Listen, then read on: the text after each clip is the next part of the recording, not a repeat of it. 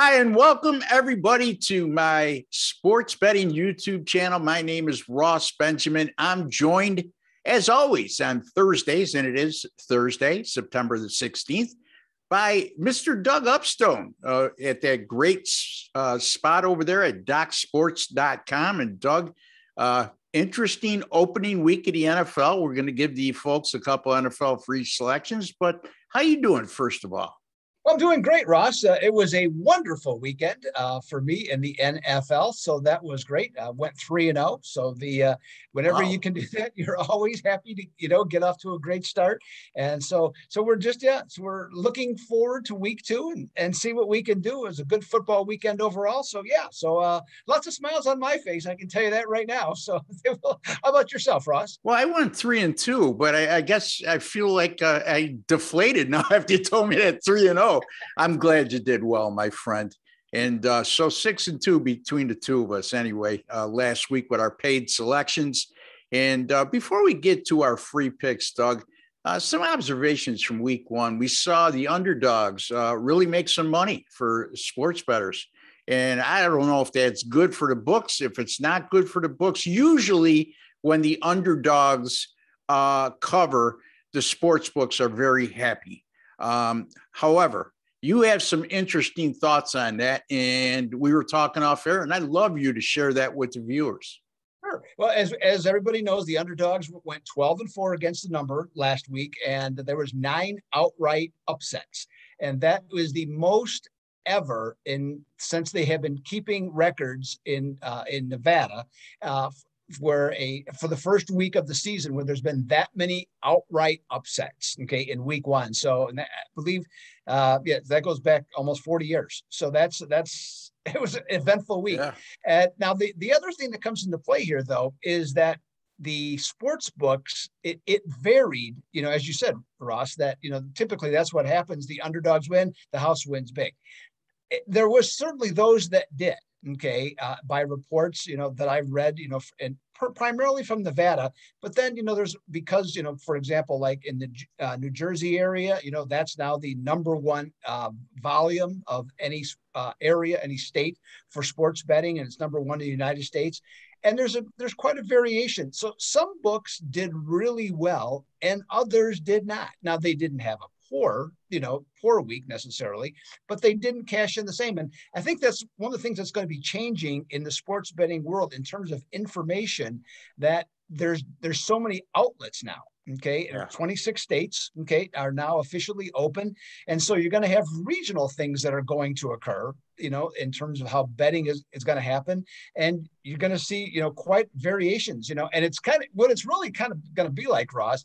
It's going to be like the old days when you and I, even when we first, forget the handicapping, when we were first betting and first learning about betting, is to where, you'd have a game, for example, let's just choose, your region, Buffalo, back in the Jim Kelly, Thurman Thomas days. If that game, for example, if they were a 6-point favorite nationally, for sure they were 7.5. Yeah. And with the local books, especially. Yes. Right. That's what I'm talking about.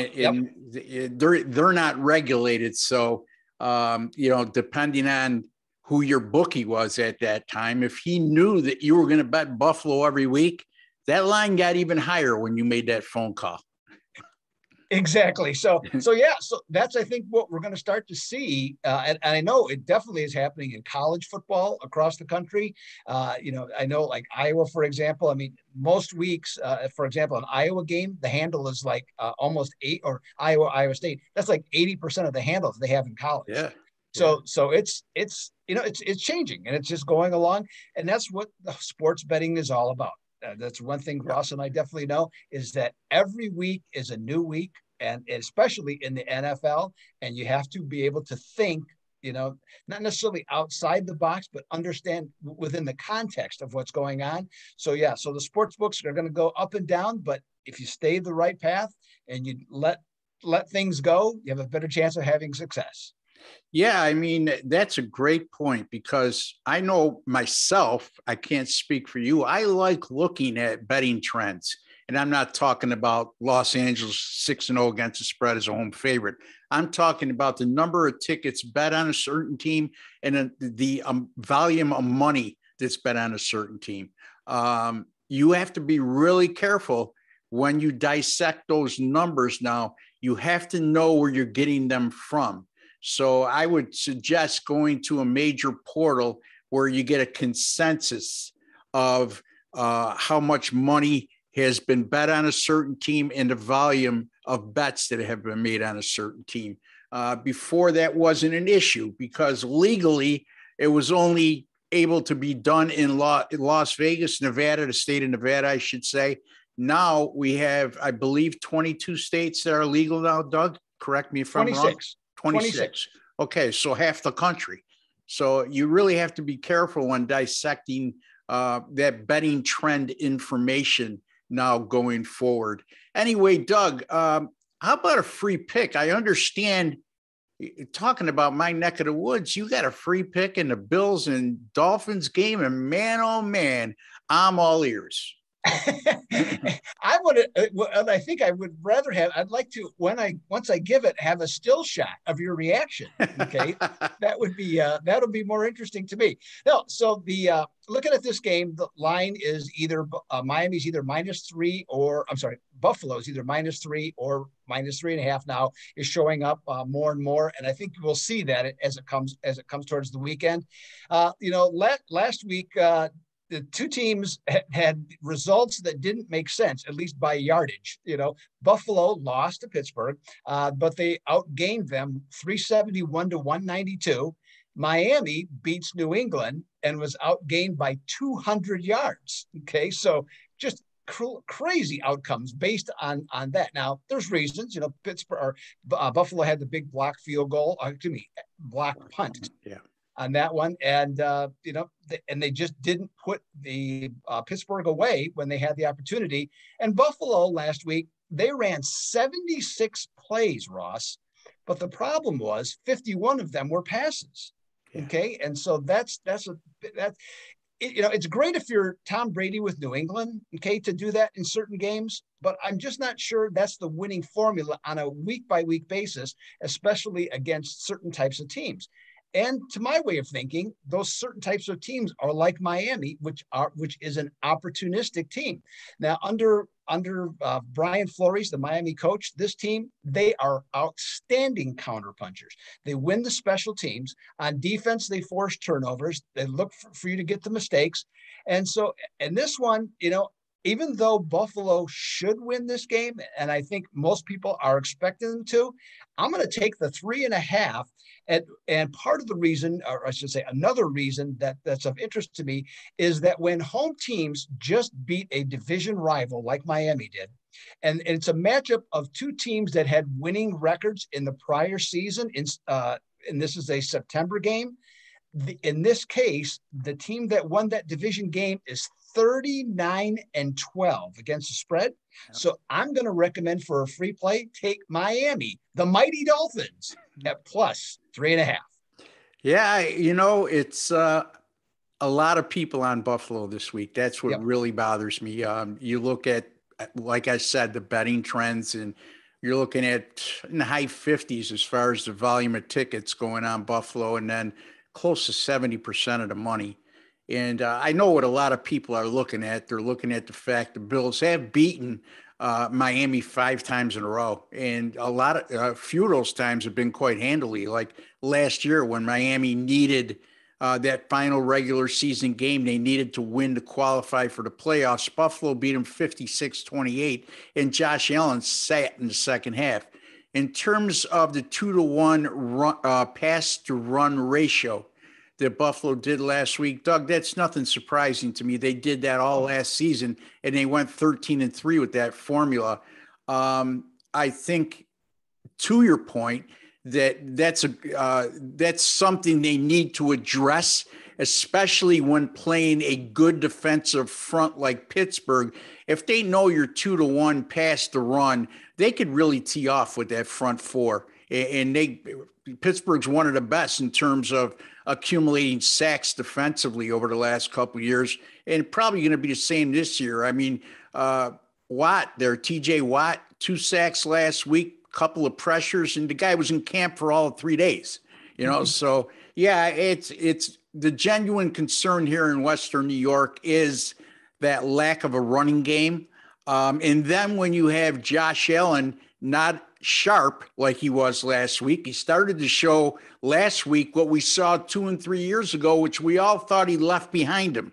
I'm going to give the kid a pass, though. I mean, he's coming off a terrific year. He had that one play. Doug, the games against Pittsburgh in recent years, they've come down to one play.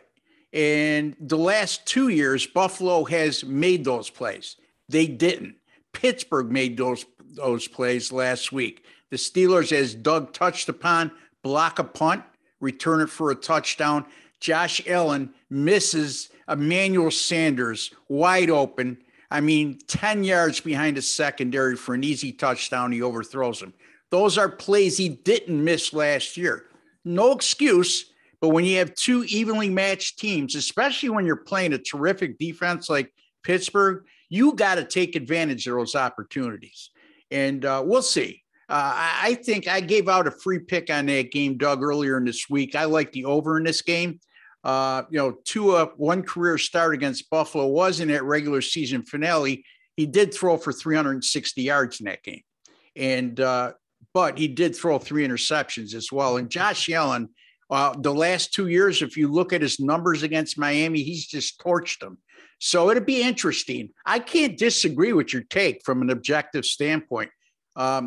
This is one of the few times I will say this all year long. I hope you're wrong, Doug, because I'm one of your biggest fans, buddy. Anyway, I'm going to take a look at talking about the Pittsburgh Steelers, Las Vegas and Pittsburgh. And I cashed in last Monday night with Las Vegas. What a game that was. Geez, Doug, they tried to give it away. First and goal from inside the 1 in overtime. They end up back at the 5 and then throw a pick. I go, here we go. They end up pulling it out, winning 33-27 in overtime. And the Raiders continue to play to the over. As a matter of fact, since the start of last year, Doug, they're now 14-3 to the over in their 17 games that they've played.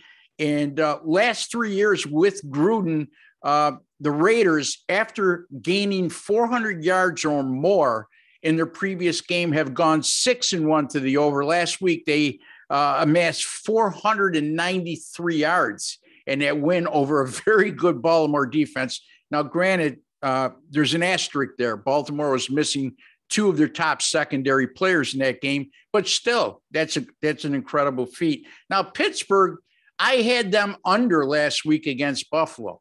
And Doug, I'm going to share this with the listeners. Pittsburgh has now gone 48-13 to the under in their last 61 road games. Awesome. Think about that. 48-13 in their last 61 road games. However, then another asterisk at home, Pittsburgh as a home favorite is 6 or less when there's a total of 46 or more. Since 2015, they have gone 10-0 to the over. The average total in those 10 games was 50, and it was a combined 60.3 points scored per game. Since 2017, this is a Pittsburgh team that has averaged 30.5 points scored per game as a home favorite when Big Ben is their starter. So remember, don't crucify me when you look at Pittsburgh's home results as a home favorite and say, Ross, I'm not seeing the same thing as you are. You have to look at the games that Big Ben was a starter, because remember, 2 years ago, he missed a plethora of games. So anyway, you guessed it, Doug. Las Vegas, Pittsburgh, over 47. And Doug Upstone likes the Miami Dolphins, plus the 3 over Buffalo. And folks, I think I can speak for Doug when I say this.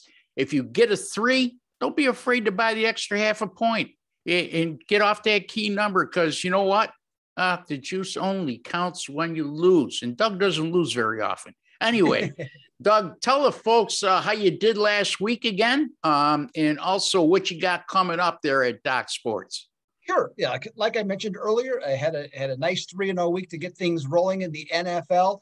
And this week I have 3 more plays coming again. And with a Doc's big plays are 6, 7, and 8 units. So I got a 6-unit play coming in the NFL, and in college football, I got 4 selections where I have a 7-unit play, my first 7-unit of the season in college football. So ready to go, Ross. I was 3-1 in college football last week. So I'm looking to cash again this weekend and make some money for the people that are Doc's customers and the people, if they choose, that are watching this video to join me as well. Yeah, 3-0 in the NFL and 3-1 in college football. How about a good start? Very good, Doug. Great job. I went 3-2 in the NFL last week. I lost the Thursday night game. I got suckered into taking Tampa Bay. Doug tried to warn me, but I was bullheaded. Anyway, on Sunday and Monday, I went 3-1, including a 10-star top play on the Arizona Cardinals, plus the 3. How about that? 38-13 lambasting of the Tennessee Titans, who, like I told Doug off air last week, they're just terrible defensively, and they've been terrible defensively over the last 2 years, yet people continue to overlook that fact. And secondly, college football, 2-0 to start the year with my 10-star top plays, 6-4 overall, 3-0 with my 10-star top plays, combined NFL and college football over the last 2 weeks, folks.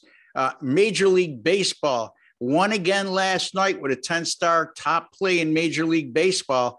I had what game? I had an under last night. Folks, I move on to the next game. My memory's going. But if you look up yesterday's results at rbwins.com, you'll see what I'm talking about. 3-2 game, and I can't. It was a late game. Angels and White Sox? No, it was the late game.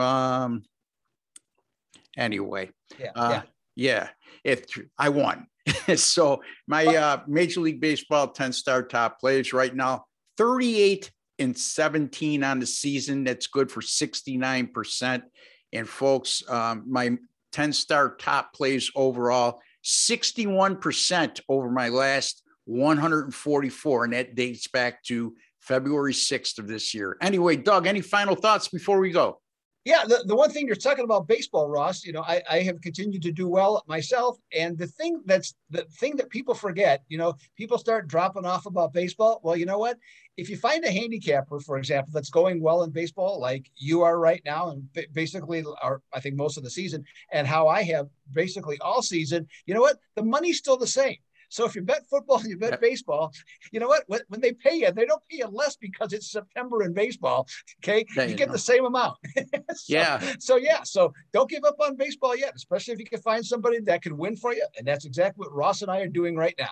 Yeah, that play it just came to me. Colorado and Atlanta under 8.5. Folks, when you work every day, they all blend in together. And I think Doug will agree with me on that point.